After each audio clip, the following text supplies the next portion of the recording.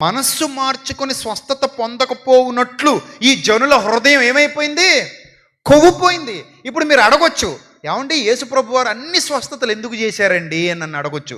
దేనికి చేశారు అన్ని స్వస్థతలు? శరీరానికి. ఎందుకు శరీరానికి అన్ని స్వస్థతలు యేసుప్రభు చేశారని నేను చెప్పనా? వస్తున్న ప్రతి వారిని కాదనకుండా స్వస్థపరిచి పంపించారట ఆయన. ఎందుకు అన్ని స్వస్థతలు చేశారంటే యేసుప్రభు వారు దీనికంటే గొప్ప స్వస్థత నేను చేయబోతున్నాను ఈ ప్రపంచానికని సాదృశ్యం చూపించారు. అందుకే మీరు యేసుప్రభు పోగొట్టిన రోగాలు చిన్నవనుకోకండి. ఆ రోజుల్లో మందు లేనివి అన్న వాటిని పోగొట్టారు ఆయన. ఆ రోజుల్లో వస్తే ఇంక వాటికి ఏమీ లేదు, మందు ఏది. అలాంటి అద్భుతాలు చేశాడు ఆయన. కారణం నిన్ను ఇటు చూపించటానికి, నీకు ఈ విషయం అర్థం కావటానికి, నీకు సంపూర్ణ స్వస్థత మీద అవగాహన రావటానికి మన యేసయ్య చేసినటువంటి కార్యాలు అవన్నీ సాదృశ్యాలు.